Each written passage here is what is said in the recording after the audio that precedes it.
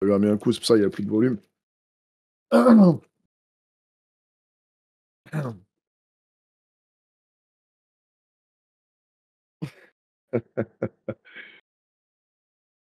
Il a vu Marquinhos, il est revenu blessé, donc tu vois, il a perdu les moyens. Euh, J'espère que ça va. On va commencer, Inch'Allah ta'ala. إن الحمد لله نحمده ونستعينه ونستغفره ونعوذ بالله من شرور أنفسنا ومن سيئات أعمالنا من يهدي الله لا مضل له ومن يضلل ولا هادي له أشهد أن لا إله إلا الله وحده لا شريك له وأشهد أن محمدا عبده ورسوله ثم ما بعد. J'espère que ça va, que vous allez bien, que les voyants sont au vert, que votre famille se porte bien et évidemment que vos ennemis sont à distance. Inch'Allah, aujourd'hui, comme il est coutume, Inch'Allah, on va se poser ensemble pour une assise assez libre. Inch'Allah, Euh, on va essayer de... Sultan, salam, toujours l'entrée fracassante. Inch'Allah, on va essayer d'assises participatives, hein, Inch'Allah, sur les sujets que vous souhaitez traiter, Inch'Allah. Ça va, Inch'Allah, Sato et toi, j'espère que ça va. Inch'Allah, on va essayer de répondre en voyant évidemment la perfection à Allah Azza wa Jal et l'imperfection à nous, êtres humains. Donc c'est une assise, hein, qui est libre. Vous voulez qu'on traite d'un sujet, qu'on développe un point. Si vous avez un point, vous voulez discuter d'un point précis. Si vous avez une remarque précise, Inch'Allah, vous êtes le bienvenu, Inch'Allah ta'ala. Évidemment, comme d'habitude, quand on répond, comme ça là, ça va, monsieur Sultan. Ça va, alhamdulillah, rabbil alamin. Marty, alaykoum salam, wa barakatuh. Donc, mettez-vous à l'aise, posez les questions que vous voulez, Inch'Allah ta'ala. On essaiera, Inch'Allah, Azza wa Jal, d'y répondre, Inch'Allah, au mieux.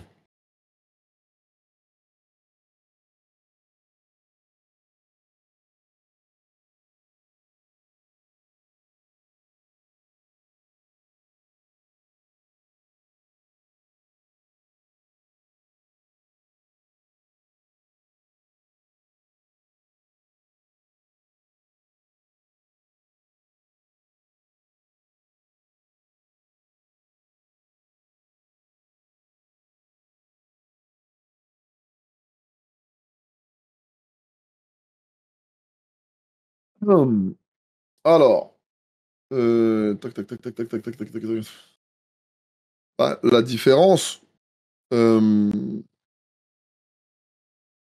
différence qu'il y a entre nous et eux, c'est que les livres, c'est qu'Allah, il en a donné à la charge aux, aux autorités juives. D'accord? C'est eux qui avaient la charge du livre. Ok? C'est eux qui avaient la charge du livre. Donc, et forcément, elle est exposée à, euh, elle a été exposée forcément euh, à la falsification. Tandis que le Coran, Allah Azza wa Jal, il dit que c'est lui qui a révélé le Coran et c'est lui qui en est le gardien. D'accord? C'est lui qui en est, euh, c'est lui qui en est le gardien. Et là, la grande différence. D'accord? C'est que le Coran, c'est Allah qui s'est chargé lui-même. D'accord? C'est Allah qui s'est chargé lui-même de garder le livre. Tandis que, euh, tandis que les autres livres, il les a donnés à la charge des. En tout cas, la Torah, il a donné la charge aux autorités juives. L'Injil, c'est différent. L'Injil, il a une.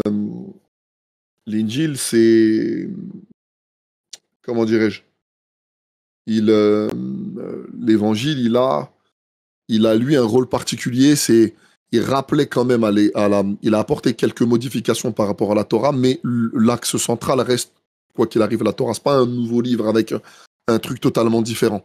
C'est un livre, t'as l'impression, c'est un livre d'exhortation plus qu'autre chose.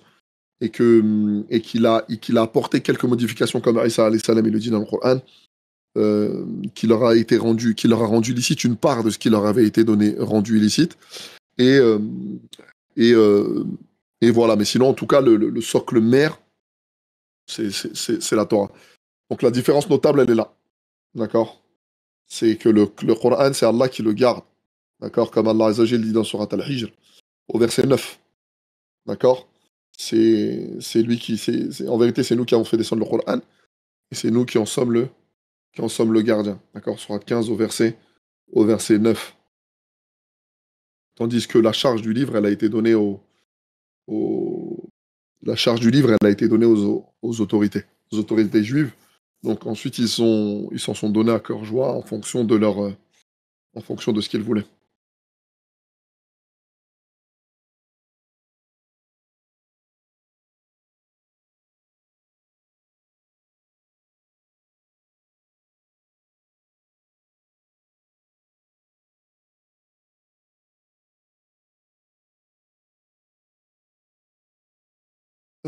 Tac, tac, tac, tac, tac, tac, tac, comment rester constant dans l'adoration? Alors, quand Allah Azza wa Jalla, livre.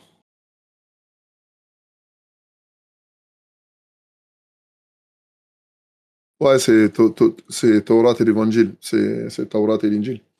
Il lui a enseigné le livre, c'est Taurat et l'Injil. C'est surtout la Torah en question. Parce que ça, après, il lui a révélé, mais le livre, c'est surtout la Torah. Surtout la Torah. Euh, tac, tac, tac, tac, comment rester constant dans l'adoration? Rester constant dans l'adoration, c'est. Moi, j'avais un. Abder, moi, j'avais un shir qui me disait, qui disait que la foi, c'est comme l'eau. C'est comme l'eau. Comme l'eau des mers, tu vois, comme la mer. Quand tu regardes la mer ou l'océan, tu vois, la mer, elle est tout le temps en train de bouger. D'accord? C'est tout le temps en train de bouger. Donc la foi, elle est jamais stable en soi.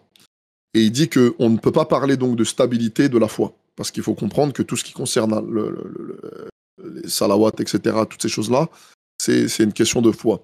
Et il me disait que la seule manière de stabiliser la foi, c'est de l'augmenter. Tu peux pas, la foi, c'est soit elle monte, soit elle descend, un peu comme les flots. Ça monte, ça descend, ça monte. C'est les marées hausses, marées basses. Donc ça veut dire que c'est un peu comme les flots. Donc ce qu'il faut, c'est vraiment comprendre que la seule manière d'augmenter, de stabiliser sa foi, c'est de l'augmenter. Donc toujours de faire des efforts. Rester constant dans l'adoration, c'est aussi être conscient d'augmenter sa certitude en Allah, tu vois. Donc apprendre à connaître Allah Azza wa Jal. Je te donne deux exemples, Abder. Si tu croises une personne que tu ne connais pas, eh ben, tu vas lui donner très peu de valeur. Ou au moins, si tu es bien éduqué, la valeur minimum. Mais si tu es face à une personne que tu connais, si on te dit, hey, tu sais, lui, c'est qui? Alors lui, oh là là, c'est, euh, c'est Zinedine Zidane. Oh, admettons que tu ne connais pas Zinedine. Et que tu es fan de football, tu vas dire, ouah, non, ouah, tu comprends ce que je veux dire? Donc, la connaissance d'Allah, le fait d'augmenter sa connaissance d'Allah va augmenter la valeur qu'Allah il a pour toi.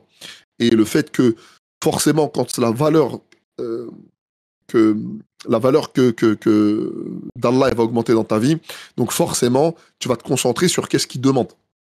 D'accord? Quelqu'un que l'on respecte, on fait attention à ce qu'il demande. Et forcément, ça va te rester attaché aux adorations. Et la définition de l'adoration, en tout cas en islam, c'est tout ce que Allah il aime et il agrée comme parole et acte. D'accord? C'est tout ce qu'Allah il aime et agrée comme parole et comme acte. C'est ça la définition de l'adoration. Donc ça englobe tous ces genres de choses. Si tu dis de bonnes choses, les choses qu'Allah il aime, tu es dans l'adoration. Tu agis de la bonne manière en aidant ton prochain, souriant ton frère, aidant ton frère, etc., etc. Les prières, siyam, etc. Tout ça, ce sont des actes agréés par Allah Azza wa Jal. D'accord? Donc c'est un ensemble de choses qui sont définies comme étant euh, ibada, d'accord? L'adoration. C'est ça que dans le 14, difficile de ne pas parler de conflit Palestine-Israël dans un point de non-retour, dans le sens où il sera difficile de s'arracher une bonne conscience. J'admire, là on arrive à un tournant, c'est que on a l'impression que, en tout cas c'est factuel, on voit que l'opinion publique est en train tourner. Parce que plus un conflit il dure, et ça, c'est tous ceux qui, si vous avez étudié un petit peu ceux qui ont étudié un peu les conflits et l'histoire, ils se rendent compte que quand un conflit dure, c'est jamais bon. Quand un conflit dure, c'est jamais bon. Quand un conflit il est court, voilà, les gens ils se disent oh, ok, bon, ça s'est passé, tant pis. Mais quand un conflit dure dans le temps, c'est jamais bon. C'est ce qui s'est passé. Quel a été le problème d'Hitler pendant la Seconde Guerre mondiale? C'est que le conflit il a trop duré. C'est-à-dire que lui, il s'est mis en conflit avec tout le monde et ça a duré beaucoup trop longtemps. Et à un moment donné, par exemple, quand il était en train de frapper l'Angleterre avec la Luftwaffe, son problème à lui, c'était que ils n'arrivaient pas à faire capituler l'Angleterre. Et parallèlement à ça, dans son calendrier à lui, il voulait attaquer la Russie. Donc les gens lui ont dit, il va falloir que tu choisisses, poteau. Tu peux pas taper la Russie en train de tenter d'essayer de faire capituler l'Angleterre. Et donc lui, il s'est entêté sur ça. Et en même temps, il y avait Mussolini qui était en train de perdre le terrain, du terrain en Libye. Donc lui, du coup, il a dû rentrer dans ce conflit-là. Il a envoyé des hommes à lui. Donc il était un peu partout. Et comme il dit l'adage, quand t'es partout, t'es nulle part. Donc quand un conflit dure dans le temps, c'est jamais bon. Donc finalement, ce qui s'est passé, c'est qu'il a voulu attaquer, il s'est entêté à attaquer la Russie. Et heureusement d'ailleurs, c'est ce qui a valu sa grande perte. Parce qu'attaquer la Russie, c'est pas comme attaquer les autres armées. Donc ça a été difficile parce qu'il voulait attaquer la Russie avant l'hivernage. Parce qu'évidemment, il y a qu'eux qui s'y connaissent et qui pourront résister à leur climat. Donc il voulait rentrer dans un contexte particulier, comme ça a duré trop longtemps dans le temps, donc il l'a attaqué, c'était trop tard, et ça a déjoué un peu tous ses plans. Mohim, un conflit, quand il dure trop longtemps. Regardez, au départ, quand les Américains ils étaient aux États-Unis, ah, il est 23h. Quand les Américains ils étaient en Irak, et ça a causé énormément En fait, c'était un conflit. Au départ, tout le monde était... L'opinion publique par rapport au 11 septembre, ils étaient derrière eux. Ils étaient un peu derrière eux, mais plus ça a duré, les gens, ils ont commencé à perdre des hommes. Les gens ont commencé à se dire frère, il va falloir rentrer, hein, comme disait mon grand-père. Comme disait mon grand-père. Alors là, il disait il faut partir maintenant. Ça y est. Et les gens, ils s'entêtaient. Et finalement, ça les a rendus très impopulaires. D'accord? Ça les a rendus très impopulaires. À tel point que chaque candidat qui venait, Barack Obama, etc., depuis George Bush, dans son programme, c'était le retour des troupes en Irak. Donc, Obama, il n'a pas réussi malgré ses 2 mandats. Mais voilà, il l'a fait à la fin de son deuxième mandat. Mais quand un conflit dure dans le temps, ça les rend impopulaires.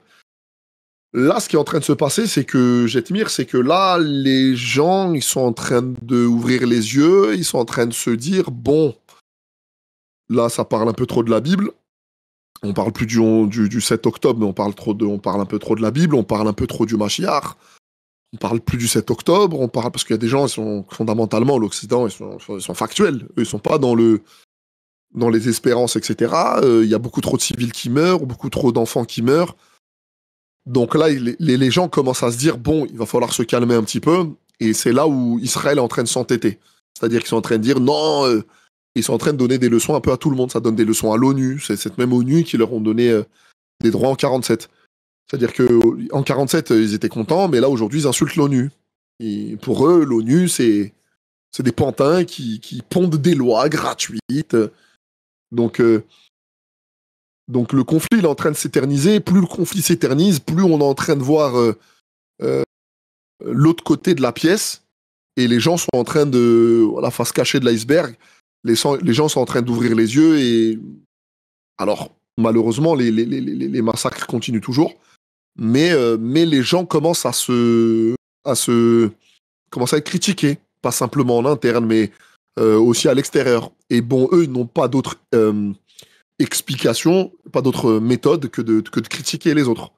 Et dire par exemple, l'un des tweets qu'avait fait, l'un des X, pardon, ou des tweets qu'avait fait il y a pas longtemps, je crois que c'était le Rav Ronchayo ou un autre, c'était qu'il disait, il disait par exemple, il disait, On est pour un cessez-le-feu. Subhanallah. J'ai oublié le lieu. J'ai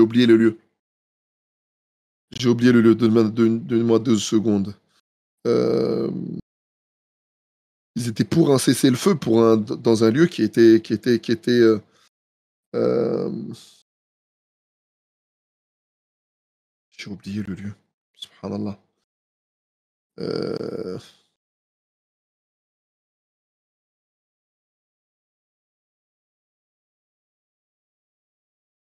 hmm, J'ai oublié. J'ai oublié le lieu. Khair, Inch'Allah. Mais voilà, l'ironie, c'est ils ont envoyé un tweet dans lequel, voilà, limite, il était en train de dire, voilà, moi, nous, on est pour un cessez-le-feu à tel endroit, tu vois. Donc c'était assez, voilà, Torah Box, un cessez-le-feu au Congo, voilà. C'était ça, j'ai trouvé le.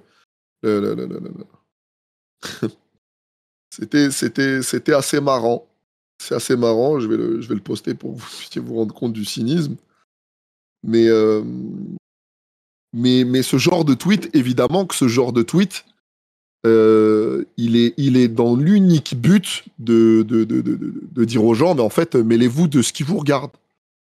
Parce qu'à l'est du Congo, évidemment, il y a beaucoup de massacres dans l'intérêt des multinationales. Et dans l'intérêt des multinationales, et puis genre, bon, silence, on dit pas grand-chose. Et personne parle, malgré les morts, personne parle. Donc si vous voulez nous donner des leçons, eh ben, occupez-vous de ce qui se passe ailleurs. Donc c'est une manière de tourner le regard. C'était très ironique. C'est un tweet très, très ironique de Torah Box. Très, très ironique. Donc voilà, plus le conflit dure dans le temps, plus c'est pas bon pour eux. Plus c'est pas bon pour eux.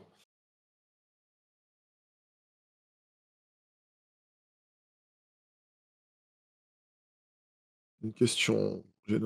Attends, j'ai une femme de 25 ans qui. Euh... Sultan. Ah, elle te séduit, il faut. Déjà, au pire, fais comme Younous, hein. Youssouf. Cours, hein. Au pire, fais comme Youssouf, dans les pires des cas. Euh, non, il faut t'éloigner. Quand c'est comme ça, il faut t'éloigner. Je sais pas si t'es marié ou pas, mais en tout cas, il faut t'éloigner. Euh, il faut t'éloigner. Ou demande-la en mariage si t'es pas marié. Alors, moi, j'ai une question. Parfois, on a envie de faire quelque chose. Quelqu'un pense bien faire. Mais, avec cette crainte, qu'est-ce qu'on va interpréter?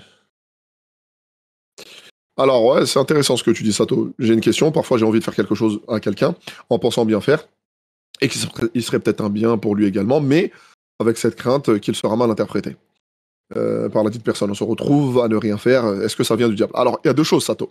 Ibn Qayyim, chez Ibn Qayyim, il y a deux types de diable. Il y a celui qui parle alors qu'il doit se taire. Il y a celui qui se tait alors qu'il doit parler. C'est-à-dire que la parole, le fait de se taire parfois, c'est mina shaitan. Le fait de parler, parfois, c'est mina shaitan. Donc, parler et même se taire, c'est une science. Première chose. Deuxième chose, euh, il y a un hadith qui est dans lequel on tire beaucoup de profit. C'est le hadith du bédouin qui est parti uriner, qui était en train d'uriner à la mosquée. Il a uriné à la mosquée et les sahaba, ils s'étaient empressés d'aller sur lui pour essayer de le corriger. Et le prophète sallam, il a dit, laissez-le finir. D'accord? Le hadith, il lui dit, laissez-le finir. Et quand il lui dit, laissez-le finir, les savants, ils ont déduit quoi? Après, il est parti le voir. Il a dit aux compagnons, nettoyez. Regardez le truc. C'est qu'il urine dans la mosquée. Bayt Allah. Derrière ça, il lui dit, donc il urine à la mosquée. Derrière le prophète sallam, il leur dit, corrige. Corrigez ce qu'il a fait. Et après, il est parti le voir pour le faire nasiha. Tu sais, ce sont les maisons d'Allah, etc., etc. Les savants, ils ont dit quoi de ce hadith? Ils ont dit que si tu ne peux pas arrêter quelque chose de mal sans provoquer quelque chose de encore plus mal, eh ben, tu dois t'abstenir. Ça, c'est une règle. D'accord? Euh, euh, donc ça, c'est une règle. Si tu fais quelque chose qui va provoquer quelque chose d'encore plus mal, eh ben, le mieux, c'est de s'abstenir. Ça, c'est une règle. Maintenant, s'abstenir, ça ne veut pas dire ne rien faire. On se rappelle que le prophète sallam, il a dit, celui qui voit une chose répréhensible, qu'il la corrige de sa main. S'il peut, qu'il la corrige de sa langue. S'il peut, qu'il la corrige de son cœur. Il y a après cela pas le poids d'un grain de moutarde de foi dans le cœur. Ça veut dire que quand tu es face à quelque chose, il y a au moins 3 réactions que tu dois avoir. La première, c'est de la corriger de ta main si tu en as l'autorité. C'est un petit frère, c'est un membre de ta famille, c'est toi le chef de famille, c'est quelqu'un à qui tu as une autorité pour lequel tu peux agir de tes mains. Agir de ta langue si tu en as la science et la connaissance. On se rappelle, Allah Azza wa Jalla dit par la sagesse et la bonne exhortation, appelle au sentier de ton Seigneur. Donc ça veut dire et la troisième des choses, c'est au moins faire faire do'a pour la personne parce que tu n'as pas pu trouver de fenêtre de tir ou tu n'as pas pu trouver de circonstances ou de conditions pour pouvoir justement parler. Donc ça veut dire que donc il faut évidemment ajourner si on sait que sur le moment, on ne peut pas empêcher sans faire quelque chose de plus grave. D'accord Là donc la hikma, c'est mieux de se retenir. Parce que sinon, on va provoquer quelque chose d'encore plus grave.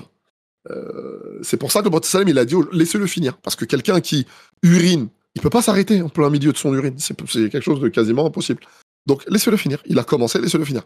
Parfois, quelqu'un qui fait quelque chose, même si c'est quelque chose que vous ne voyez pas bien, laissez-le finir parce qu'au moment où vous allez l'interrompre, ça va être pire. Donc il va falloir attendre et par contre, demander à ceux qui étaient témoins de corriger sa faute, s'il peut, ou au moins de lui trouver des circonstances atténuantes, et de l'autre côté, aller pour essayer de le conseiller. Si vous ne pouvez pas, parce que quand tu arrives vers une personne, il se peut que cette personne-là, tu ne sois pas crédible. Hein, Sato? Parce que ça, c'est une question qu'il faut que tu te poses. Est-ce que quand je vais parler à cette personne-là, cette dite personne, est-ce que je suis crédible? Suis-je crédible? Et ça, c'est une question qu'on se pose jamais. On pense souvent qu'on est crédible quand on pose la question. Mais en vrai, on n'est pas tout le temps crédible. D'accord? Des fois, on n'est pas tout le temps crédible. Parce que entre la vérité et la crédibilité, bien sûr que factuellement, la vérité prime, mais en vrai de vrai, quand tu regardes vraiment, la crédibilité, elle est parfois plus importante que la vérité. Allah Azza wa Jal qui est, par exemple, Allah Azza wa Jal qui est le haq, il a donné son message à des gens qui étaient crédibles. C'est pour ça que le prophète sallam, quand il arrive vers son peuple, il appelle les peuples, ya mashar al-arab, il leur dit de venir, et il leur dit, si je vous disais que derrière il y avait un ennemi, est-ce que vous me croirez? Prêt à vous attaquer, est-ce que vous me croirez? Ils disent oui. Il a dit, alors je vous avertis d'un châtiment, et il leur parle d'après la mort. Mais parce que lui, c'était El-Amin, c'était quelqu'un digne de confiance. Il n'a pas donné son message à quelqu'un qui était pervers. Parce qu'il faut faire attention. Il faut faire attention quand à la crédibilité de la personne. Donc, la crédibilité, c'est aussi important. Pose-toi la question, quand tu vas aller vers cette personne-là, pose-toi la question si, est-ce que quand je vais lui poser la question, est-ce que quand je vais intervenir, d'accord? Est-ce que quand je vais intervenir, est-ce que je suis crédible à ses yeux? Ou est-ce que la seule chose qui m'intéresse, c'est m'enorgueillir de ma connaissance? Si je veux que m'enorgueillir de ma connaissance personnelle à moi, tu le verras tout court. Donc ça veut dire que parfois, mieux vaut passer par une personne, lui expliquer, voilà, si elle ne sait pas, lui expliquer comment il faut lui dire, parce que cette personne, elle a peut-être le mérite d'être crédible à ses yeux. Et peut-être que, parce que ce qui nous compte, ce qui nous incombe à nous, c'est que cette personne-là, elle accepte le message. Ce qui nous incombe, c'est pas que cette personne-là, en fait, on lui dise la vérité, faqat. C'est pas ce qui nous intéresse. Il faut qu'elle ait compris le message et qu'elle ait envie de se réformer. Il faut pas que tu arrives. Regardez le Coran le Coran, Allah, il l'a descendu en 23 ans. Et très souvent, il y a parmi les sciences des normes du Coran, il y a ilm al-Qur'an, parmi ça, il y a le asbab al-nuzul. Beaucoup de versets ont des sabab. Ça veut dire qu'il y a des causes. C'est pour ça que dans le Coran, il y a des fois, et il t'interroge sur ar-riba, par exemple, et il t'interroge sur telle chose, et il t'interroge sur le vin, et il t'interroge sur le judas, et il t'interroge sur l'âme, et il t'interroge sur ça. Pourquoi? Parce que à chaque fois, il y a un événement qui a fait qu'Allah il a révélé avec à dose homéopathique. Donc ça veut dire que parfois, il faut faire attention, c'est parfois, il faut attendre le bon moment. Le timing, c'est très important. Et c'est ce que le prophète, il a fait quand il a attendu le bon moment. Il a dit, attendez, bougez pas. Et il a intervenu dans le bon timing. Si le timing n'est pas bon, il ne faut pas le faire. Ouais, mais c'est vaste, hein. C'est vaste, mais en tout cas, si tu sens et si tu ressens que ça peut créer des problèmes, mieux vaut t'abstenir parce que, évidemment, ce que tu penses, c'est pas... toute vérité n'est pas bonne à dire. Il faut faire attention. D'accord? Et parfois, il faut peut-être passer par des chemins, par des itinéraires bis, par une autre personne qui peut-être sera plus crédible. Ou peut-être attendre le bon moment. Et à ce moment-là, si tu peux pas agir, c'est de faire do'a. Ce sera le strict minimum que tu pourrais faire, Inch'Allah. Qu'Allah te facilite, Inch'Allah, Sato. À quel point doit-on faire attention à notre travail? Par exemple, si on travaille pour Total ou SFR. Cause Patrick Drayen. Écoute,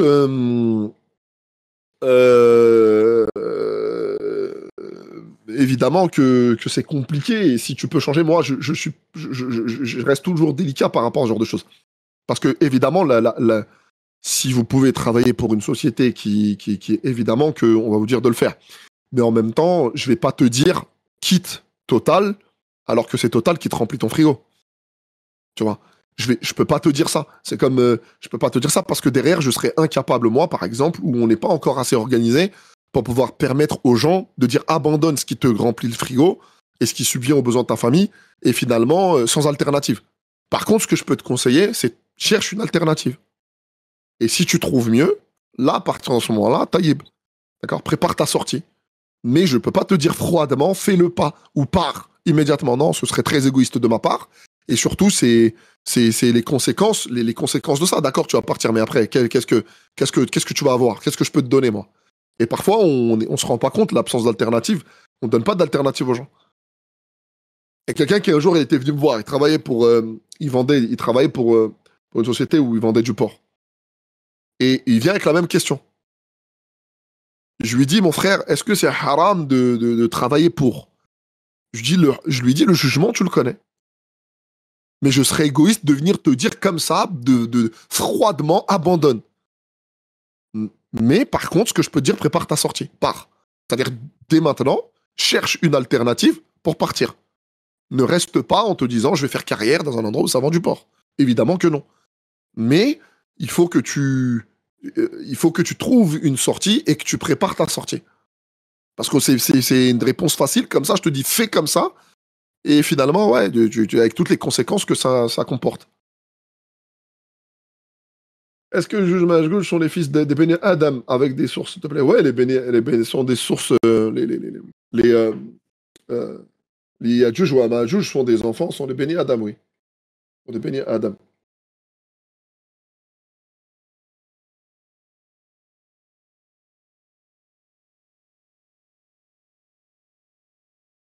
Euh...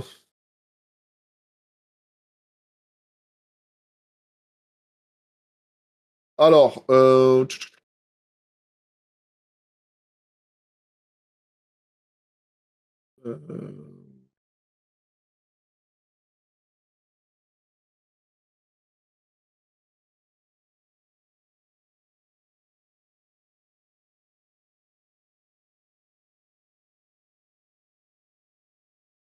tiens, je te cherche le hadith là. Je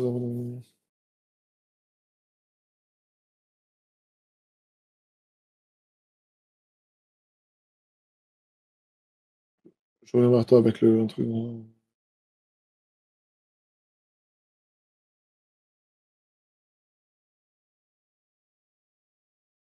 Je reviens vers toi avec la preuve, Inch'Allah. Je la recherche et je reviens vers toi, Inch'Allah. Pour pas bloquer la fille. Je conseille à nos sœurs de devenir professeurs comme SVT, mathématiques, bien instituées, malgré les difficultés qu'on se retrouvera. Bien sûr, parce que pourquoi Lolilol, moi je veux qu'on ait des institutrices, des instituteurs, parce que l'objectif c'est aussi d'être capable de créer nos écoles et nos infrastructures. D'accord? On doit être capable de créer nos infrastructures et nos écoles. D'accord?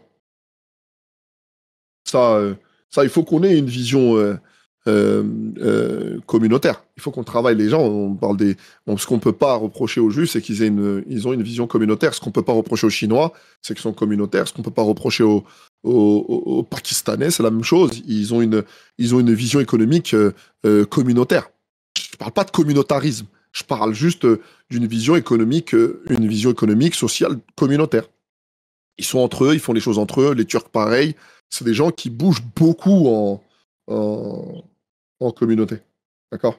Qui bougent beaucoup en communauté. Donc ouais, il faut, il faut, euh, il faut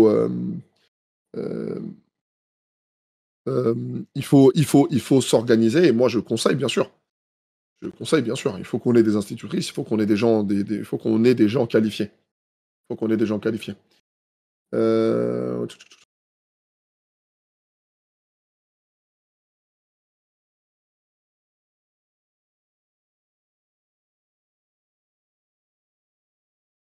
Ouais, exactement. Le conflit dure depuis longtemps, depuis 75 ans maintenant, et il a une autre dimension. En fait, ce qui se passe maintenant, c'est du jamais vu depuis 75 ans, hein.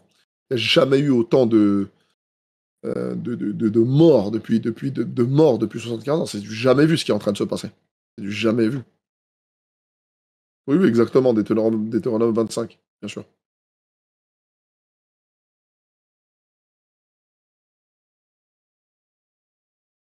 Ouais, ouais, non, mais quand Netanyahou il prend la Bible, c'est impressionnant.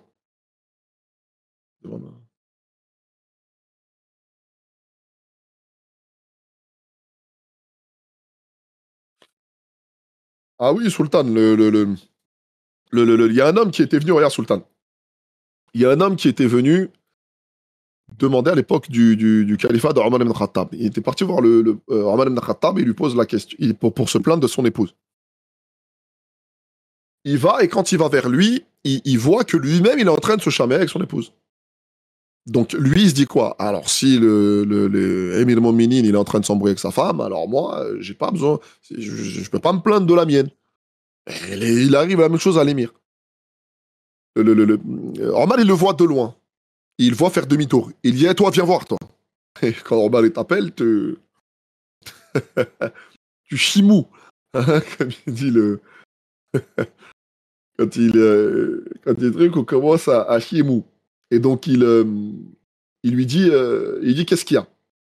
Il lui dit, bah, en fait, j'étais venu pour me plaindre de mon épouse, mais je te vois, toi aussi, t'es en conflit avec ta femme. Donc, moi, j'ai eu honte, j'ai fait demi-tour. Il a dit, regarde, c'est auprès d'elle que je me repose. C'est elle qui chauffe mon pain, et c'est elle qui me protège de l'adultère. Tu vois, les trois choses qu'il dit par rapport à son épouse. Donc évidemment que le mariage c'est une protection, bien sûr. Le mariage est une protection, surtout de nos jours.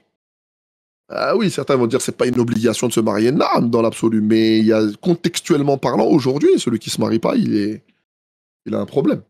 Ils vont dire, ouais, Cheikh Ibn Taymiyyah, il avait pas, oui, pas de problème. Et ça a été, oui, pas de problème, et encore, on sait pas. Mais est-ce que ça veut dire que c'est de nos jours? Subhanallah, celui qui fait ça, c'est un eunuque. c'est un, c'est un eunuque, celui qui fait ça. Parce que sinon, je peux pas comprendre. Mais qu'Allah te facilite, Inch'Allah. Qu'Allah te facilite en tout cas, Inch'Allah. Mais l'une des protections contre l'adultère, évidemment que c'est ça. Le prophète sallam, il avait annoncé, il avait dit, quand un homme vient demander la main de votre fille, et vos hommes, il s'adressait au père, quand un homme vient demander votre fille, la main de votre fille, soyez facile. Il dit allégé parce que vous serez pas loin de voir la corruption s'abattre sur la terre. Cette corruption, c'est bien sûr, c'est le zina. Évidemment, c'est le zina. C'est le zina. La corruption, c'est le zina. Parce que si quelqu'un vient demander et tu dis non, t'es là, tu durcis le mariage. Ça fait pas partie des règles. S'il remplit les conditions et les règles, tu le facilites. J'ai plusieurs avis sur la lecture du Coran. Sur un défaut, des personnes me disent que la lecture du Coran ne profite pas aux morts. Et donc, il ne faut absolument pas le faire. Et d'autres me disent que le Torah, le mort récite la Fatiha, la Khalas. Kiflou, le meilleure chose qui pourra, euh, pour les défunts, c'est, par exemple, c'est Sadaqa Jariya, d'accord? C'est les choses, par exemple, s'il a investi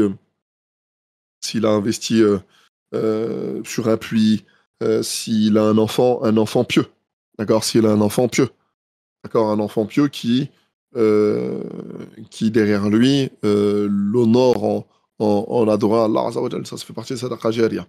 Lire le Coran pour une personne qui est morte, moi, j'ai pas de preuve qui me dit que c'est bien pour elle, tu vois. J'ai pas de preuve. Lui, il est mort, ses comptes sont fermés, bloqués, sauf pour Sadaqa Jariya, une science utile, une aumône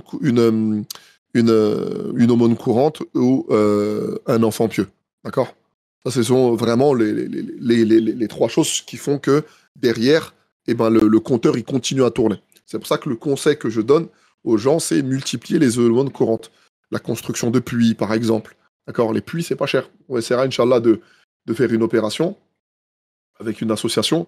Je suis en train de voir ça pour travailler ça. On va essayer de mettre ça. Par exemple, ça, c'est le puits, c'est Sadaqa Jariya. D'accord? Sadaqa Jariya. Ok.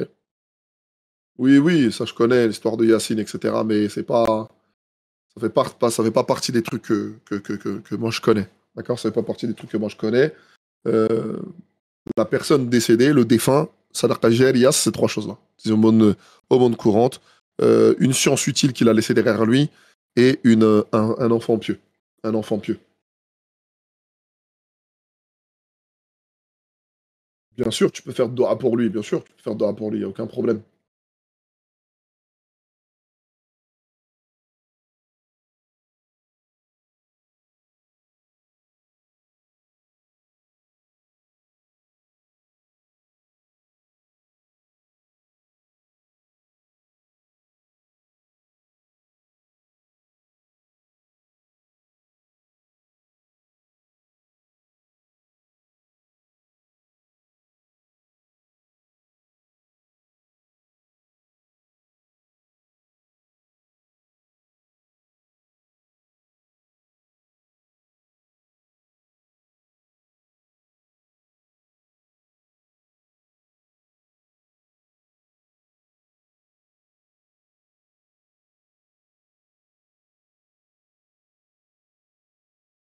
Euh, Oui, tu peux faire doha pour lui, qu'Allah lui fasse miséricorde, qu'Allah lui fasse pardon, qu'Allah lui fasse miséricorde. Bien sûr, tu peux faire doha pour un défunt, bien sûr.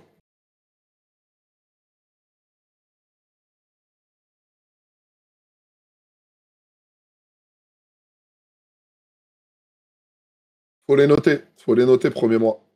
Faut les noter.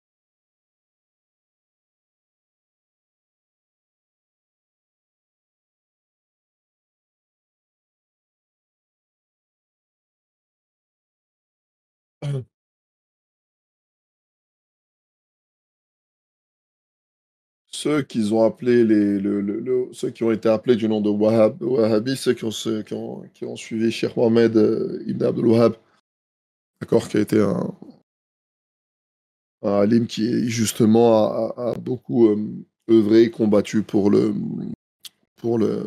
le shirk à son époque, en son temps. C'est eux qu'on dit les Wahhabi, c'est eux qu'on dit Wahhabi ou euh, le wahhabisme. Tu vois, c'est comme ça qu'ils essayent ils appellent.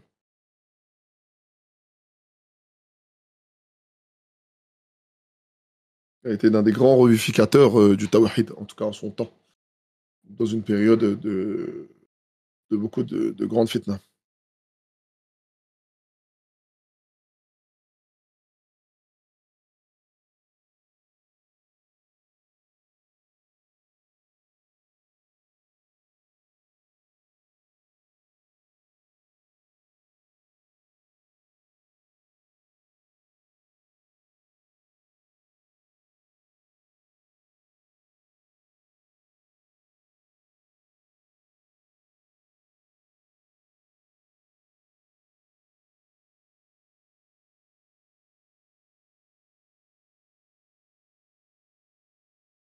Oui, oui, Gharib, il n'y a rien, il n'y a absolument rien.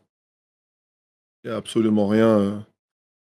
Euh, il y a absolument rien par rapport à ça, en tout cas.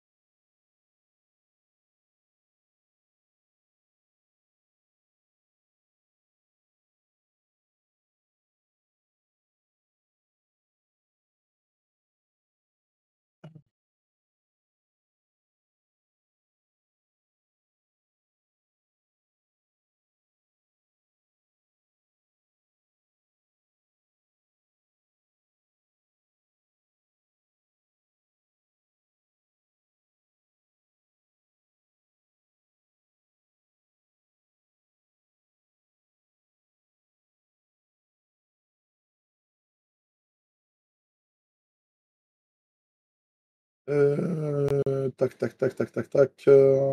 C'est quoi l'état d'avant? C'était l'Arabie. On appelait ça l'Arabie. On appelait ça l'Arabie. On l'a donné au prince Saoud. C'est le nom d'une famille. Saoudite, c'est le prince Saoud. C'est les héritiers. C'est eux qui ont récupéré en 75. D'accord? On a donné ça à la famille Saoud. C'est pour ça que ça, on les appelait l'Arabie Saoudite. C'est le nom d'une famille. C'est pour ça qu'aujourd'hui, c'est en fait toute cette famille, MBS, etc. Tout ce qu'on voit, en fait, ce sont des descendants de la famille Saoud. Et donc, au début, ça posait pas trop de problèmes, mais là, vu qu'il y a énormément de descendants, tout le monde brigue le pouvoir est très dur à maintenir. C'est compliqué. Euh,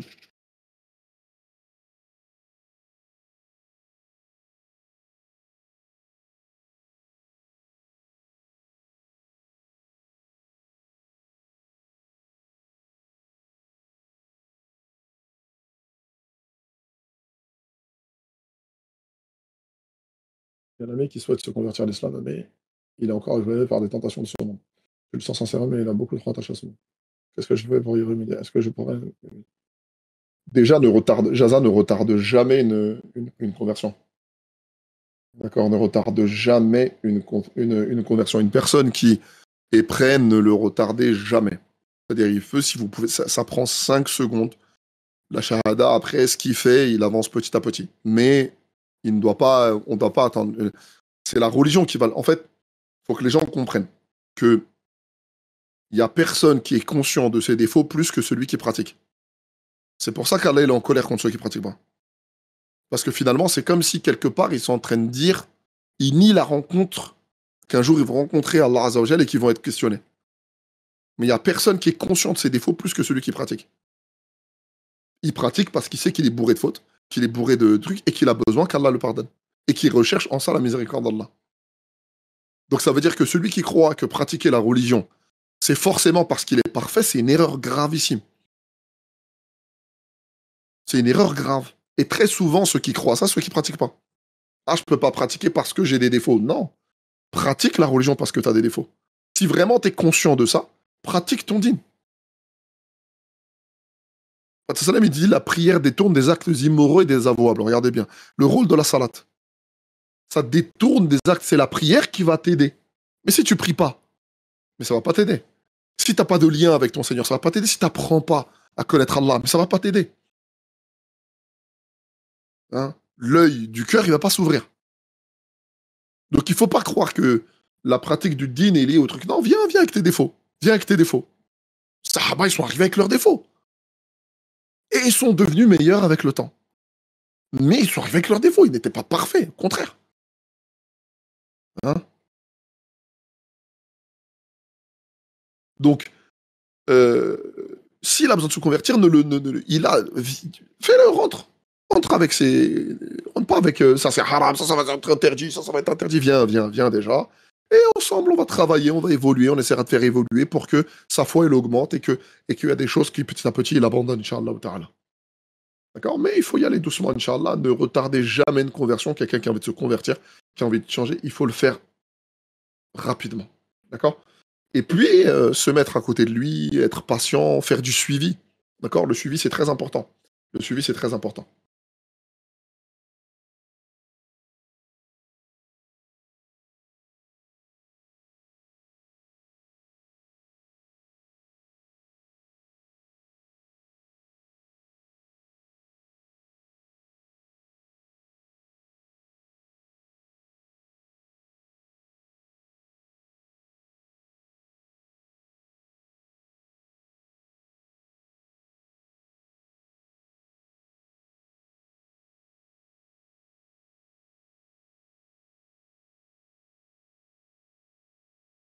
Euh, euh,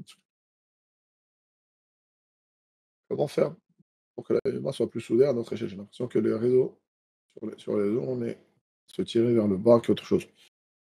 Euh, c'est intéressant ce que tu dis, Bruno Saïba. Euh, le. Tiens, tout à l'heure, quelqu'un qui me demandait d'Allah, c'est sur Hadith-là, sur Yadjuj ou Amadjuj. Euh, euh, si tu remarques ici, je réponds après, je te réponds, Inch'Allah.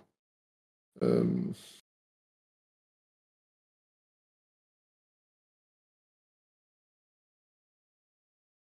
tu remarques bien ici, Allah il dit,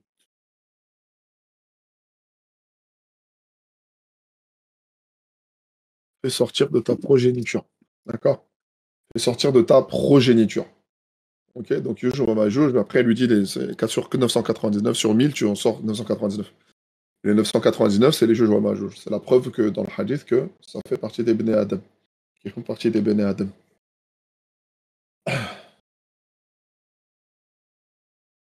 Euh, je reviens sur ce que disait Ibn Saïba.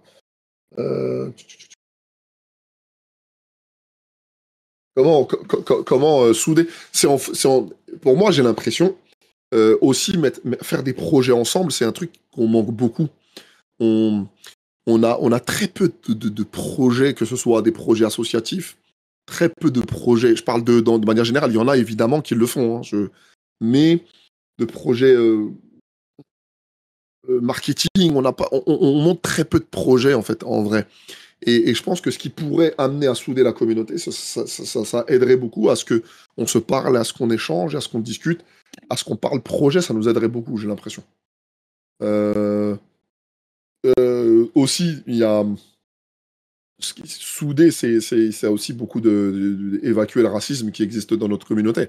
Ça, c'est quelque chose et quand je parle de racisme, je parle pas forcément de arabes noirs, je parle même parfois entre maghrébins, à cause du conflit à cause du Sahara occidental, les gens se tirent dessus.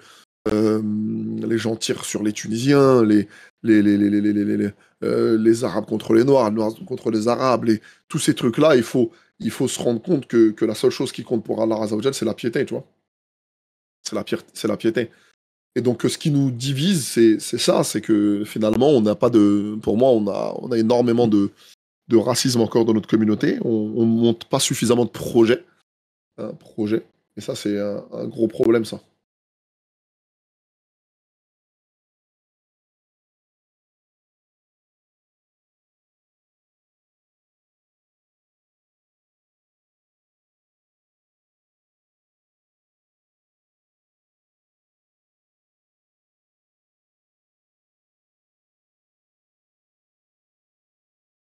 Alors,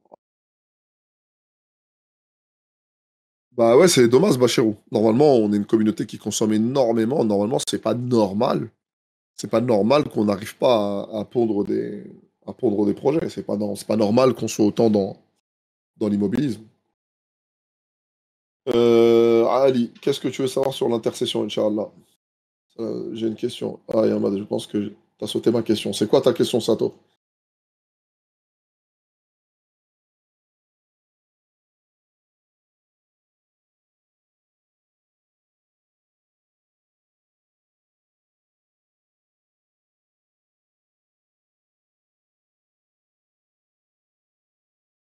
Ah oui, bonne question. Est-ce que l'alliance de circonstances à son époque qui fait que Ibn Abdul Wahhab soit mal vu?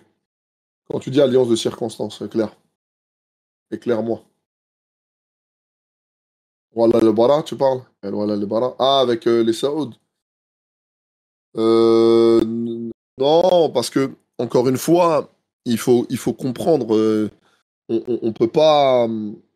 C'est compliqué, je vous l'ai déjà dit plusieurs fois. Je suis très prudent sur gouverner un pays. C'est très, très dur. C'est pas facile. Il faut pas croire que c'est quelque chose de facile, c'est quelque chose d'aisé. Euh, et parfois, en fait, pour prendre une bonne décision et pour faire une bonne analyse, il faut avoir tous les éléments. Et on n'a pas forcément tous les éléments de l'époque pour se dire est-ce que ça veut dire que c'est une bonne ou une mauvaise chose. Donc,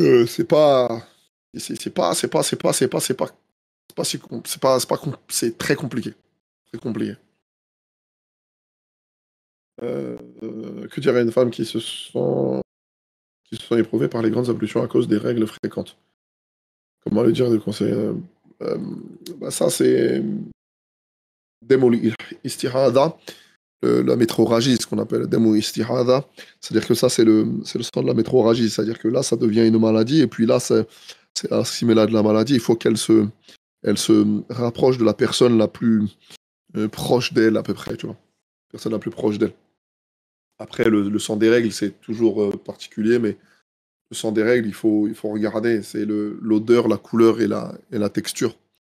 Euh, pour que le sang des règles par rapport au sang de la métroragie, c'est la métroragie, ça peut venir comme ça. C'est parfois une veine qui vient et qui explose.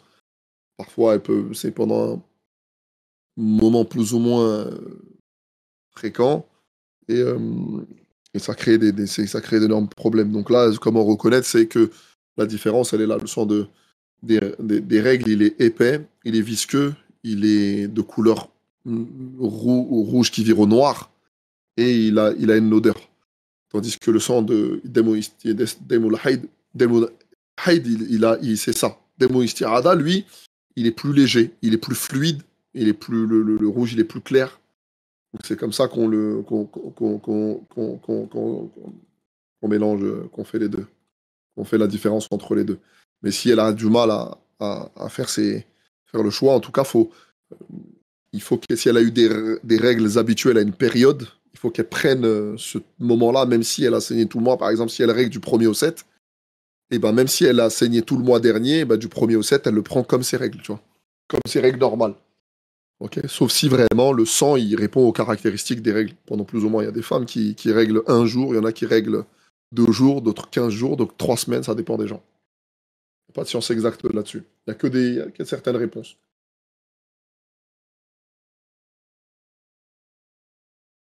C'est-à-dire sur le fait que c'est l'intercession.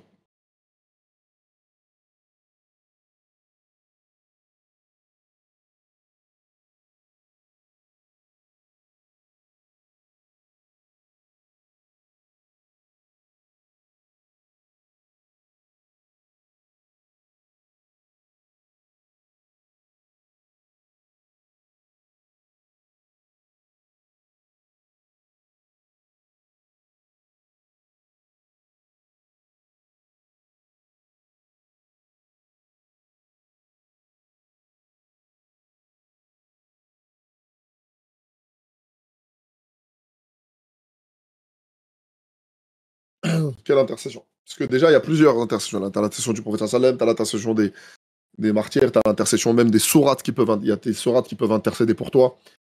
Il y a plusieurs choses. Qu'est-ce que tu veux savoir sur ça? Euh, Attends, ce qui est décrié, c'est la façon dont ils ont repris un peu l'Arabie, non? Bof, c'est particulier, Ouais, bien sûr, les guerres de territoire, c'est un peu compliqué. Il faut avoir faut vraiment avoir tous les éléments. Faut avoir tous les éléments. Et si elle n'arrive pas à reprendre la prière à cause de cet état? Bah non, il n'y a pas de. Elle peut reprendre la prière, c'est-à-dire que si, elle peut reprendre la prière. Si il y a une différence entre les deux sens, c'est juste qu'il faut qu'elle sache le détecter, la différence entre les deux.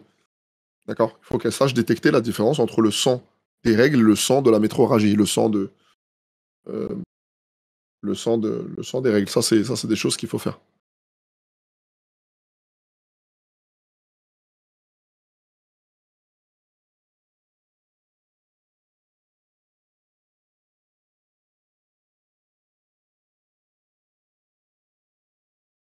Non, non, non, non, non.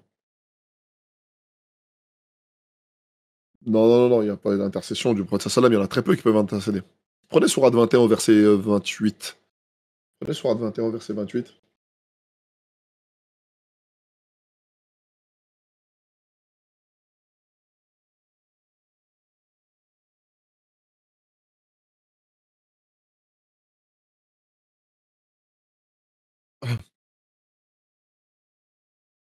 Ouais, au verset 28, le verset qui suit.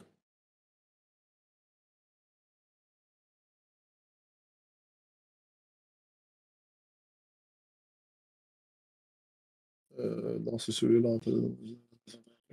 Quand on de ceux qui la agréent tout en étant persuadés. Ouais, certains ici ils te disent que ici, il y a que certaines personnes qui pourront les martyrs, les pieux, tu vois.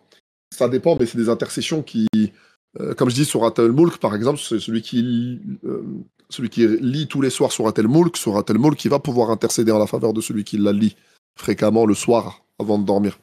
D'accord? Le soir, celui qui la lit, cette sourate, elle va intercéder. Donc, l'intercession, il y a des choses qui sont particulières et courtes.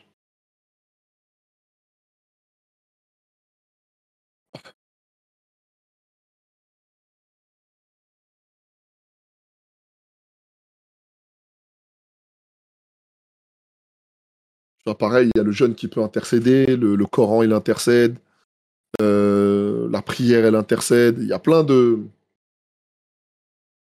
Exactement, j'étais bien. Il y a plein de choses qui peuvent... il y a plein de choses qui peuvent intercéder.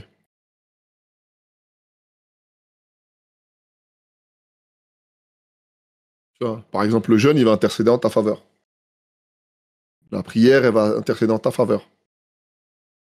Le Coran, il va intercéder en ta faveur. Sur un tel moule, elle va intercéder en ta faveur. Tu vois, le prophète sallam, évidemment, il va faire la grande intercession en ta faveur. D'accord.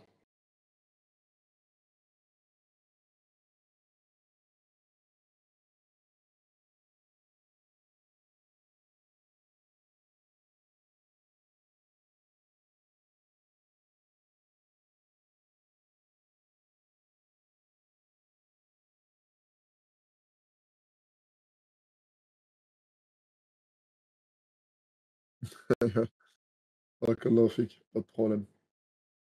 Euh... Jazza, j'espère que, en gros, l'odeur, la, la, la texture, est-ce que c'est visqueux ou fluide?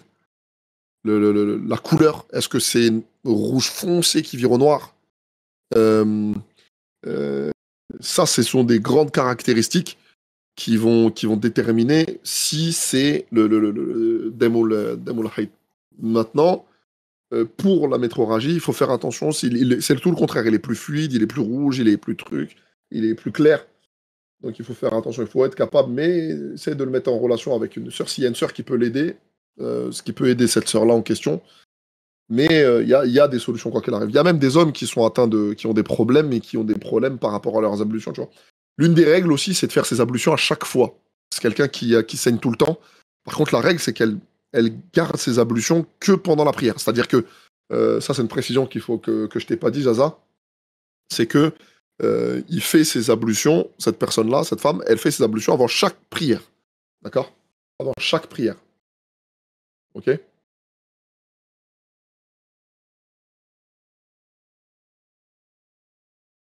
Si, Seba aussi, il y a des gens qui te disent que tu prends en compte 15 jours max. Ça fait partie des choses, bien sûr. C'est partie de ce qui est dit.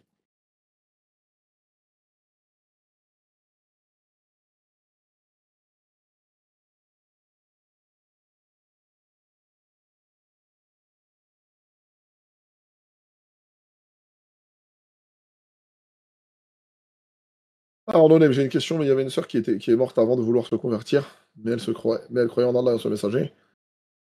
Étant musulman, elle est au paradis. Ah, no name, c'est entre les mains d'Allah. Ça, je peux rien te dire. Si elle croit en Allah et son messager, c'est que. Si elle croit en Allah et son messager, c'est on espère qu'elle soit musulmane. Maintenant, le fait qu'elle n'ait pas attesté, il n'y a pas de témoin. C'est ça le problème. C'est que nous, on juge que ce qui est factuel. Mais si elle croyait en Allah et son messager, si elle. C'est. Parce qu'Abu Talib, c'est la même chose. Abu Talib, on disait qu'il croyait et mais il n'a jamais attesté. Tu vois, donc, c'est quelqu'un qui n'atteste pas et qui meurt dans cet état, c'est compliqué. Voilà, c'est difficile à répondre. Si elle s'est convertie, par exemple, en attestant toute seule dans un coin, on ne sait jamais, tu vois. Lakin, si elle est morte dans cet état sans qu'il y ait un témoin qui confirme elle eût été musulmane pour X, Y raison, c'est compliqué, je vais essayer de me renseigner. Ouais, Inch'Allah, tu essaies de voir, et n'hésite pas, Inch'Allah, au ta'ala.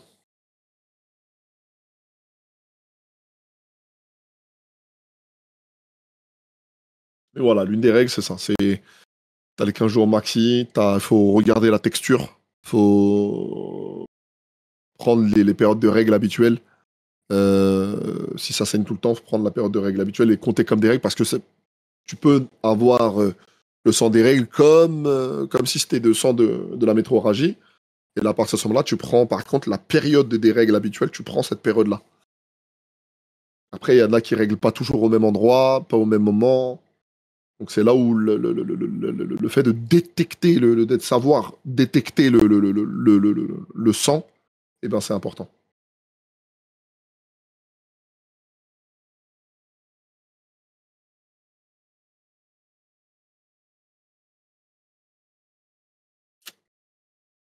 Non, elles ont leur épreuve, hein, voilà, elles ont leur épreuve, bien sûr. Elles ont leur épreuve, c'est pas simple.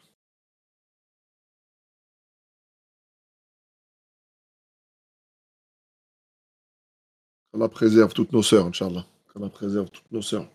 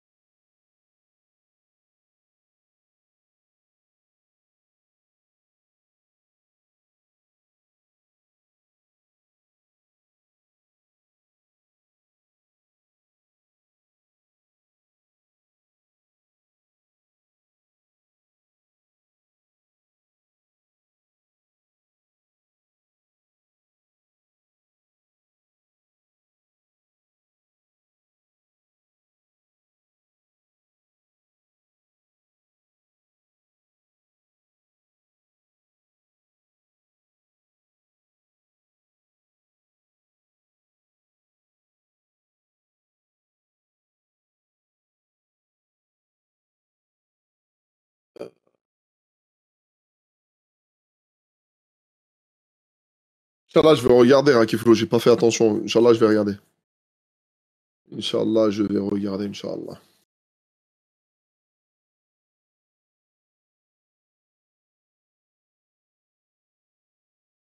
Toute question, Inch'Allah?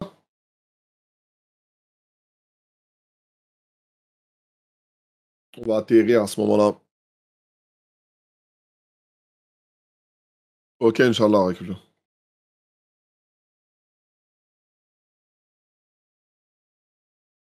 Ah, nous, on est. Je vais te donner une image, tu vas comprendre.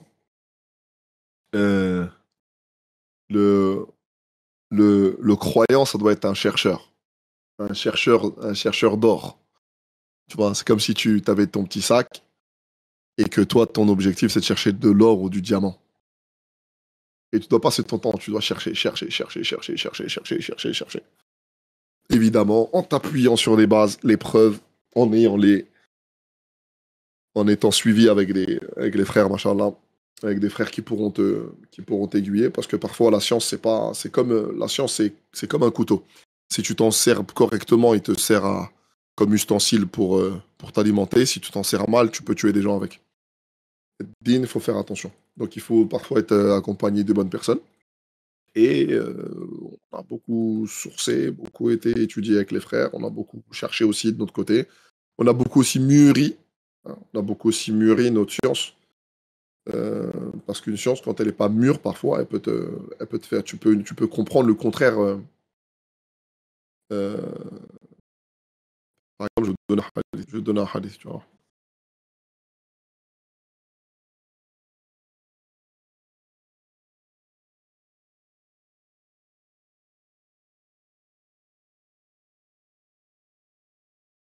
Ouais, un hadith.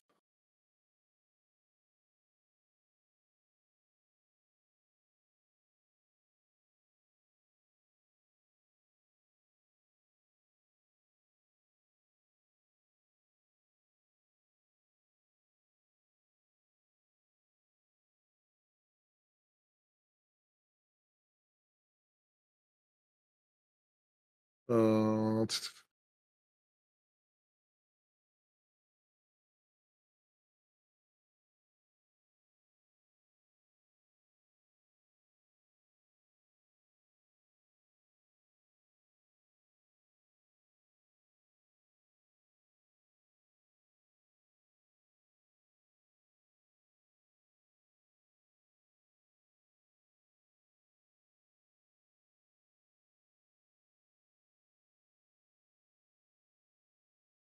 tac, tac, tac, tac, tac.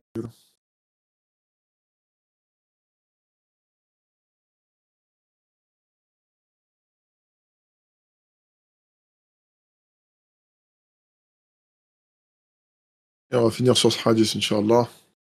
Je vais juste.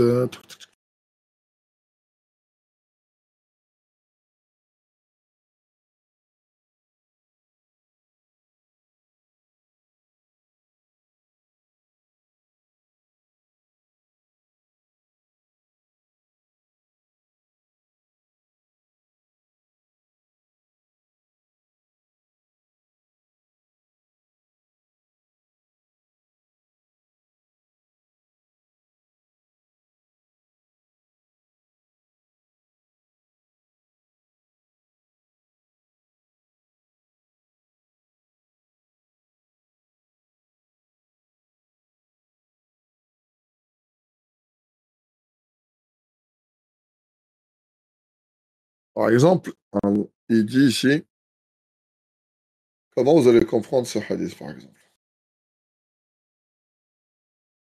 Man tawada'a lillah, rafa'a. Rafa'a. Allah, il va élever celui qui se rabaisse. Comment tu le comprends? Comment vous pouvez le comprendre ici? Man tawada'a lillah, rafa'a. Comment on le comprend ici?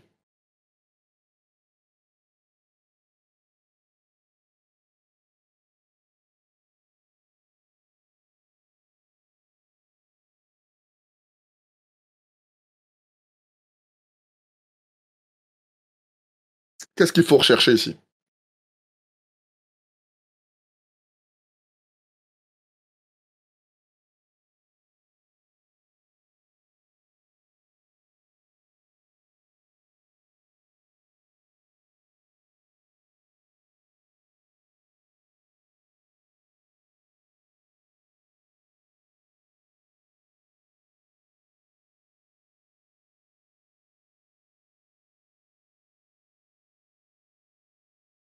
Ne pas s'enorgueillir, se rabaisser aux yeux des gens pour Allah, demander le pardon, retirer leur de son cœur. Naam. Ouais, ouais,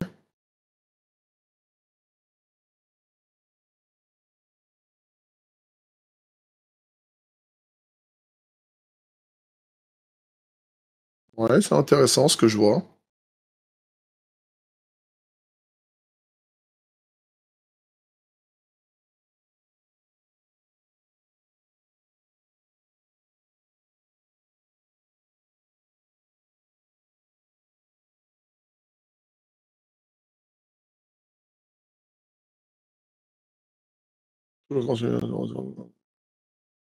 C'est quelqu'un de...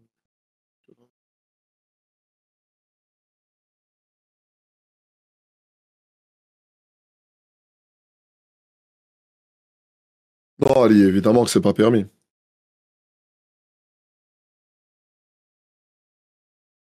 Évidemment que c'est pas permis, ça.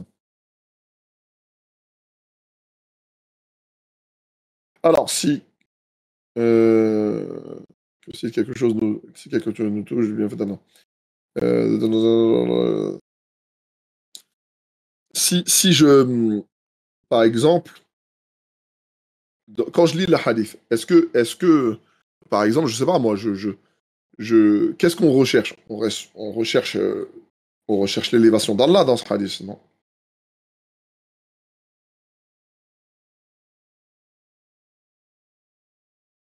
Donc, en gros, qu'est-ce que je dois faire en vrai?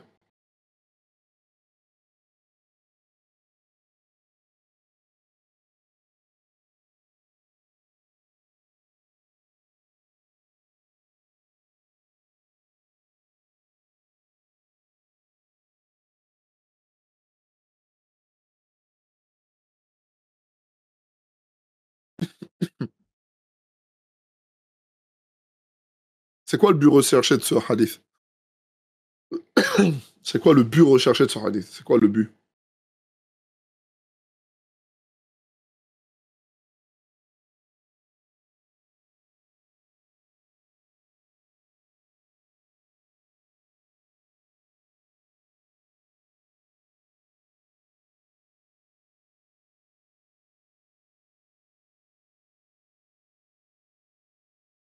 Mashallah, ok, Flo. C'est intéressant, c'est bien. C'est bien. En fait, vous n'êtes pas tombé dans le piège. Ce hadith, par exemple, Allah, il te dit, le prophète sallam, il te dit que celui qui se rabaisse pour Allah, Allah rafa'a, il va l'élever. Le, le- le- le- En fait, si ce que tu recherches, c'est qu'Allah, il t'élève, tu fais le contraire de ce qui est demandé dans le hadith. Pourtant, en apparence, tu as l'impression que c'est ce qu'il faut faire. Je sais pas si vous suivez. Le hadith, il te dit, celui qui se rabaisse pour Allah, Allah, il va l'élever. Mais quand tu vas le faire, tu cherches l'élévation ou c'est la modestie qu'il faut? Celui qui va, il y a des gens, ils vont être concentrés sur la récompense et en fait, ce qu'ils recherchent, c'est l'élévation. Mais c'est pas ce que le hadith il te dit. Le hadith il te dit tawadu', c'est-à-dire d'être humble. Tu comprends? Donc parfois, la lecture du hadith comme ça, tu vas trop vite et parce que tu comprends? Tu, tu, toi au départ, tu vas croire que le hadith il te demande de l'élévation. Tu veux être élevé? Eh ben rabaisse-toi. Mais qu'est-ce que tu cherches? Tu cherches l'élévation. Mais tu fais le contraire du hadith. Tu comprends? Et pourtant, le hadith, en apparence, il est ajib, hein, parce que le hadith, il te dit, Man tawada'a lillah, il va t'élever. D'accord? En priant, on s'abaisse, non? Non, ça s'abaisse pourquoi? C'est insulte, t'adores Allah. Celui qui grandit, Allah l'abaissera, bien sûr. Bien sûr. Tu vois? Donc, du coup, tu vas faire le contraire. Tu vas faire le contraire de ce que Allah Azzawajal, il t'a demandé dans le hadith. Toi, tu l'as fait pour qu'Allah il t'élève, alors qu'Allah il t'a demandé de te rabaisser. Toi, tu cherches l'élévation. Bien sûr, les conséquences du fait de l'humilité, Allah il va t'élever. Ça, c'est les conséquences. C'est la récompense. Mais qu'est-ce que tu cherches? Takabbour, c'est-à-dire le fait de j'arrive, je suis. Tu bombes le torse? Ou t'es dans une. Hein, vous avez compris? Très Inch'Allah. J'ai cherché à vous embêter un petit peu.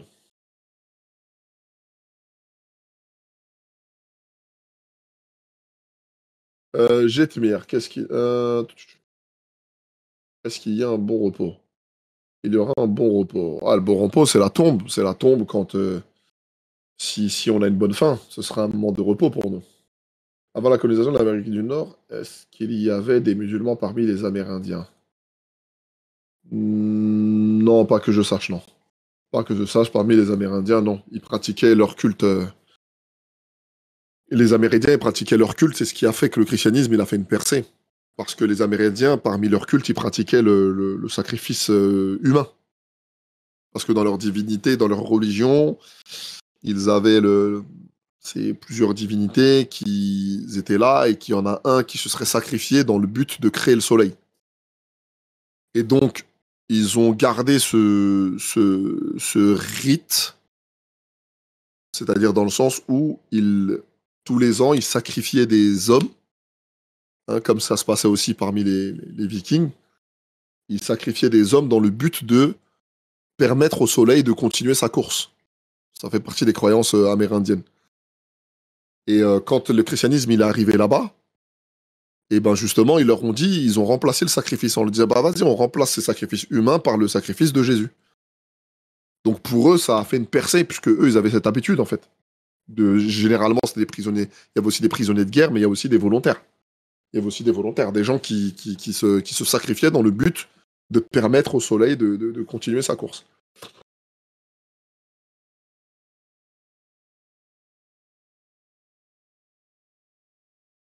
Ah, c'est une question sensible. J'aimerais savoir ce qu'on doit penser d'établir et du principe de la bid'a Hassan. Ah, tu fatigues. Tu fatigues. Écoute, euh, ils ont exagéré sur la transmission, dans le sens où, attention, tout n'est pas à jeter. Mais ils ont exagéré parce que le fait de transmettre, c'est quelque chose qui est obligatoire. D'accord? Allah Azza wa Jal, il nous dit, vous êtes la meilleure communauté suscitée à l'humanité parce que vous recommandez le bien, vous interdisez le mal et vous croyez en Allah. La raison pour laquelle on est considéré la meilleure communauté, c'est la meilleure umma, c'est parce qu'on a le travail des prophètes. Hadith du prophète sallam, il dit, vous serez pas loin, vous recommanderez le bien, vous interdirez le mal, ou vous serez pas loin de voir sur vous descendre un châtiment, vous invoquerez Allah et il ne répondra pas à vos appels. C'est-à-dire que parfois, l'arrêt de la da'wah, c'est une raison pour laquelle Allah ne répond même pas à notre dua. Et que derrière, le châtiment, il s'abat sur la terre. Allah, il a détruit un peuple parce qu'il s'était arrêté, un peuple de Béni Israël, parce qu'il ne se recommandait pas mutuellement le bien. Il a châtié un peuple de Béni Israël parmi les peuples parce qu'ils ne se recommandaient pas mutuellement le bien. Dans Surat Al-Asr, qu'est-ce qu'il dit? L'être humain court à sa perte, sauf celui qui croit, et qui pratique les bonnes œuvres, et qui se recommande mutuellement la vérité et la patience. Donc ça veut dire qu'il faut que ce soit des choses, qu'il faut que ce soit quelque chose d'important. D'accord? euh, Allah dit que parmi vous se forme une nation qui se forme au bien. Il faut qu'il y ait un... Cheikh Ibn Baz, il disait par rapport à ça que le souci de la da'wah, ça doit être c'est un fard kifaya, c'est un fard kifaya qui peut se transformer en fard ayn si le da'wah, on estime qu'il est mal fait. Et c'est là, c'est ce que je critique de beaucoup de gens qui ont critiqué le tablir. C'est-à-dire que, en fait, on critique tablir, mais on n'apporte pas d'initiative et d'alternative. La da'wah, c'est quelque chose d'obligatoire. C'est-à-dire que comment on fait? Si on estime que ça da'wah, Cheikh Ibn Baz, il explique. Il dit, si tu es quelque part, ça veut dire, tu es quelque part. En fait, c'est un ordre, c'est-à-dire c'est qualitatif et non quantitatif. Et c'est là l'exagération de Tabler. C'est-à-dire qu'eux, ils ont exagéré dans ça au point de prendre tout le monde et au point de croire que tout le monde peut le faire. Tout le monde y va, tout le monde doit le faire, tout le monde truc. Non, il y a des gens pour qui leur vocation, c'est la da'wah. Il y a des gens, c'est l'apprentissage du Coran. L'argent, c'est mustalah al-hadith. L'argent, c'est... Il y en a d'autres, c'est le fiqh. Il y en a d'autres, c'est... L'islam, c'est comme une entreprise. Il y en a, ils ont abusé. On croit que le leitmotiv principal, c'est da'wah. Et ils ont, beaucoup d'entre eux, délaissé. Ça a changé avec le temps. Mais il y a des gens il y a eu un temps où ils délaissaient la science pour ça. Et ça, c'est pas bon. Et ça a laissé forcément, l'absence de science laissait forcément quelques dérives. Beaucoup de dérives. Donc, le souci de la da'wah, oui. Surtout si... il y a même fatwa qui disait que si le fait de sortir, si il y a quelqu'un de science qui les accompagne dans le but de leur enseigner les choses qui sont sunna, pas de problème. Mais si c'est pour aller vers eux et ils vont te dire c'est ta si fait, ils vont t'apprendre des choses qui n'ont rien à voir, Eh ben non, évidemment que non. S'il n'y a pas des gens de science avec eux pour les aiguiller, etc., évidemment que non. Donc le souci de la da'wa, oui, mais évidemment, faut que ce soit cadré. D'accord. Faut que ce soit cadré. Euh, la bid'a Hassan, évidemment que ça n'existe pas. Parce qu'une bid'a ne peut pas être Hassan. C'est deux mots qui ne vont pas ensemble, même s'il y en a qui l'ont employé. Mais la bid'a Hassana, c'est quelque chose qui ne peut pas. Une innovation, le prophète il a dit toute innovation mène au feu. D'accord. Donc ça veut dire mène à l'égarement et tout égarement mène à l'enfer. Donc ça veut dire qu'il n'y a pas d'exception. Une bid'a, ça mène à l'enfer. Maintenant, il peut y avoir de l'évolution sur certains points, des choses qui peuvent évoluer, des choses qui peuvent. Mais pas de. De toute façon, quand on parle de bid'a, ça concerne que le culte. D'accord. Ça concerne que le culte, parce que tout a une preuve. C'est pour ça qu'on te dira que, en ce qui concerne le culte, tout est haram jusqu'à preuve du contraire. En ce qui concerne la vie, le monde, tout est halal jusqu'à preuve du contraire. Vous voyez la différence? C'est-à-dire que dans le culte, tout est haram jusqu'à preuve du contraire. C'est-à-dire que chaque chose que tu dois faire, en ce qui concerne le cultuel, il te faut une preuve. La kin pour la vie de tous les jours, c'est l'inverse. C'est-à-dire il te faut une preuve pour te dire qu'une chose elle est interdite. Quelqu'un ne peut pas dire c'est interdit s'il n'a pas de preuve. Et parfois, l'absence de preuve est une preuve. C'est particulier. L'absence de preuve est une preuve. D'accord. Donc, il faut que le souci de la... Donc, Cheikh Ibn Baz, pour finir, il disait que s'il y a quelqu'un qui fait une da'wa, la da'wa, elle est efficace. Il faut les encourager. Mais si on sent que la da'wa, elle n'est pas efficace, on la critique, eh ben, ça devient un phare de kiff, un phare de haïn. Chacun, il a la responsabilité. Et il sera jugé s'il ne la fait pas. Donc, et avec le temps, parfois, on a mis de côté cet aspect de la da'wa pour être dans le scientifique, et on a délaissé cet aspect de da'wa, et où on a exagéré dans le fait que, bah vas-y, il faut être un savant pour parler. Non, c'est pas vrai. Le prophète sallam, il a dit, transmettez le moins ne serait-ce qu'un verset. Il y a des choses, tu dois apprendre, assimiler, pratiquer, transmettre ce que tu sais. Parmi les sahaba, tout le monde n'est pas hafiz Qur'an, tout le monde n'est pas alim, c'est pas vrai ça. Mais ce que tu sais, tu dois l'apprendre. Tu dois le transmettre. D'accord. Ça, c'est un travail. Ok. J'espère avoir été complet. Donc, pas de bid'a Hassan parce que évidemment, c'est contraire. Il n'existe pas. Mais il y a des bonnes choses qui peuvent apporter. Mais il n'y a pas de bid'a parce que bid'a, ça concerne le culte. D'accord. Une innovation, c'est forcément le cultuel. Encore une fois, on ne devrait jamais donner un avis sur le Coran et la Sunna avant de dire Allah et son messager Allah. Si tu ne sais pas, évidemment, il n'y a pas de honte de dire Allahu A'lam. Au contraire, c'est une parole de science. Hein. C'est une parole de science. Quand je ne sais pas, dire Allahu A'lam, c'est une parole de science et de sagesse. Euh... J'allais plein de...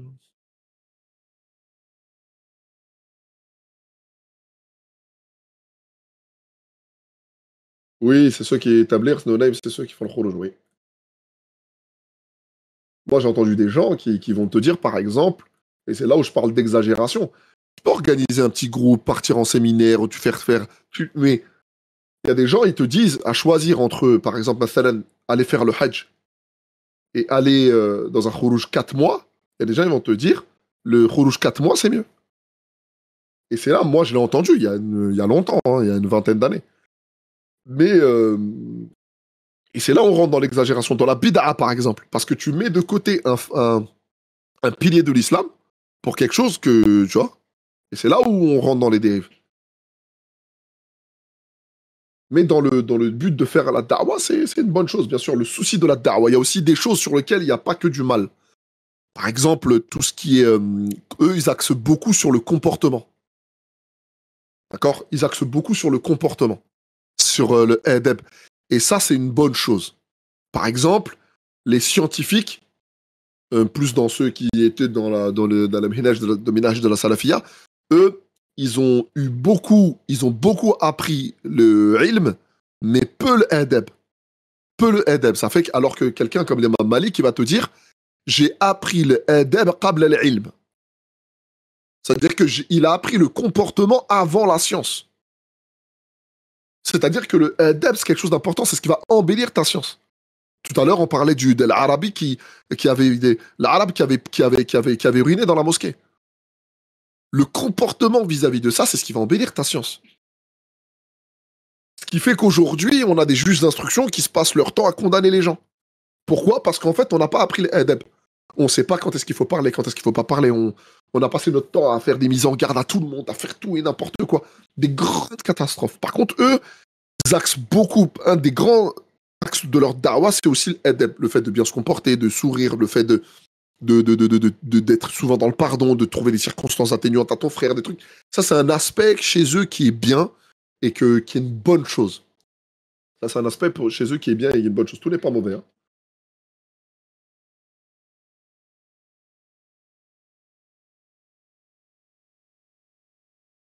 C'est-à-dire, Rakeflou. Ils vont partout dans le monde. Hein.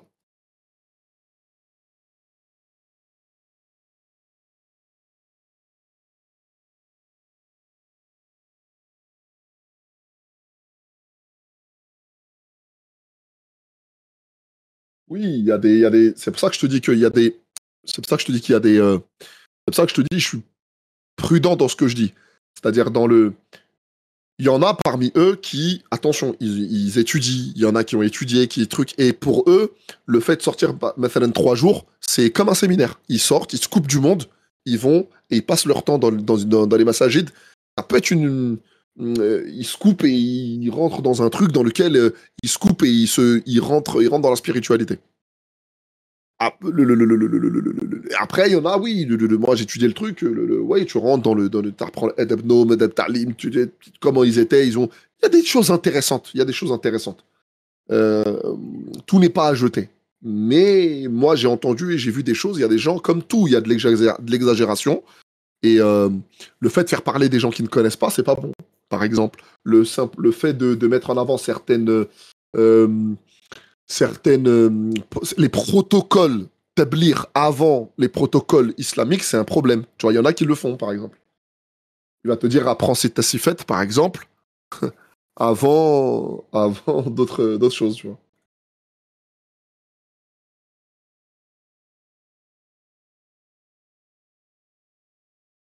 Moi, je n'arrive pas à sourire. Alors là, j'espère que c'est. Je vais prendre une parole du prophète sallam quand il dit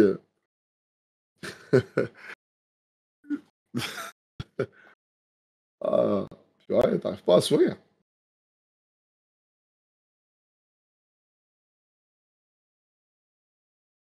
Ah oui, oui, oui, bien sûr, bien sûr, bien sûr. Brésil, frère.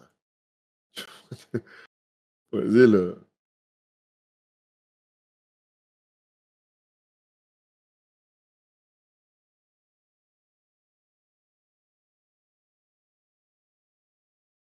Ouais, exactement, no name, exactement.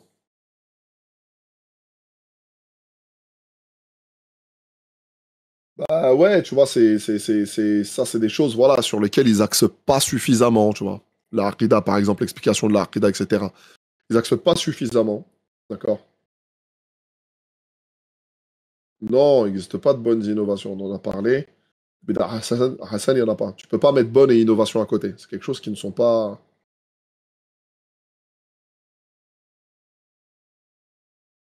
Pas mettre bonne et innovation à côté.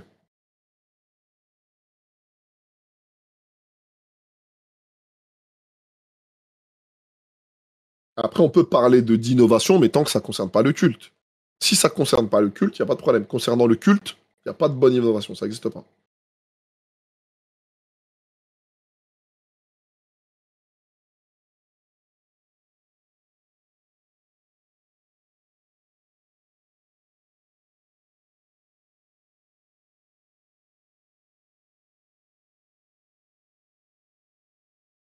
Oui, il y a des gens même parmi nous qui n'ont même pas fait qui n'ont pas fait d'études.